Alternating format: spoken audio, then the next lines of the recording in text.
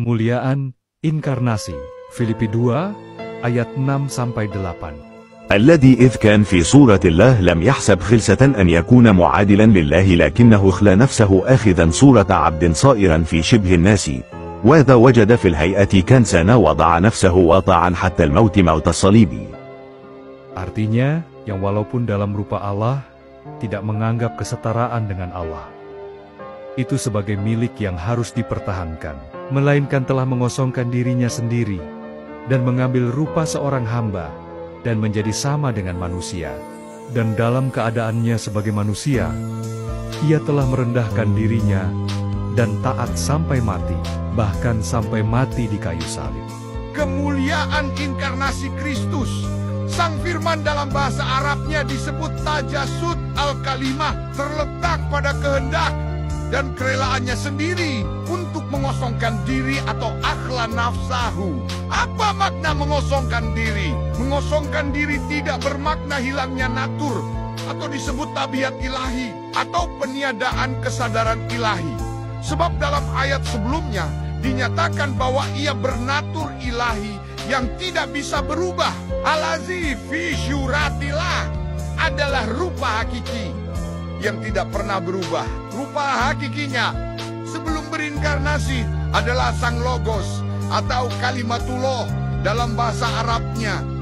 Ini adalah hakikatnya yang tetap tak berubah dan tak dapat hilang. Kemudian untuk dan demi keselamatan kita, ia berinkarnasi menjadi manusia. Inilah makna kenosis, yakni tindakan Sang Firman yang secara sadar rela dan berkehendak untuk menjadi manusia. Dengan demikian, ia telah menambahkan natur manusia dalam dirinya sendiri, tanpa menukar dan kehilangan natur ilahinya. Satu pribadi Yesus Kristus, Sang Firman yang menjadi manusia. Skemanya atau rupa sebagai manusia mengalami perubahan-perubahan. Bayi, anak-anak remaja, pemuda, dewasa, tetapi tidak dalam syurat ilahinya. Sebab sifat Allah adalah kekal dan tidak berubah. Paulus memberikan nasihat pada jemaat untuk meneladani kerendahan hati Kristus, walaupun maha mulia dan maha tinggi. Ia bersedia untuk merendahkan dirinya dalam peristiwa inkarnasi, mengalami kelemahan-kelemahan manusia, kecuali dalam hal berbuat dosa. Ibrani 4 ayat 15. Maksudnya, ia memang mengizinkan natur manusianya dicobai, yang melaluinya ia ingin menunjukkan empatinya pada umatnya, bahwa ia turut merasakan langsung dan nyata bagaimana berat dan godaan dari pencobaan itu.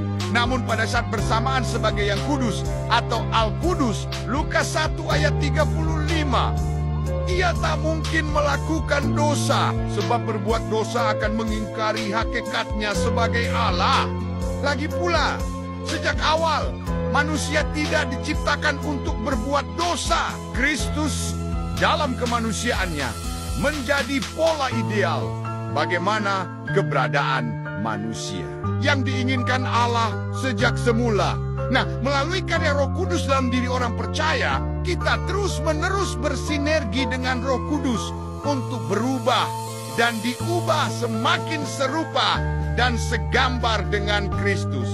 Inilah kemuliaan inkarnasi Kristus, yakni kesediaan dan kerelaan dirinya sendiri untuk mengosongkan diri, yakni menjadi manusia demi keselamatan kita. Sebuah teladan hidup bagi kita orang percaya, bahwa kita bersedia hidup, taat, dan berserah pada kehendak Allah bukan karena dipaksa, tetapi karena kesadaran dalam hati bahwa kita mencintainya dan Dia adalah Tuhan yang harus kita taati. Kita tidak pernah diminta untuk meneladani natur ilahinya, sebab memang tidak mungkin. Namun kita diminta untuk meneladani Kristus dalam kemanusiaannya. Sebuah pola hidup yang menyenangkan hati Allah. Sebuah sasaran yang harus kita raih untuk hidup sebagai pengikutnya. Salam kasih dalam Kristus.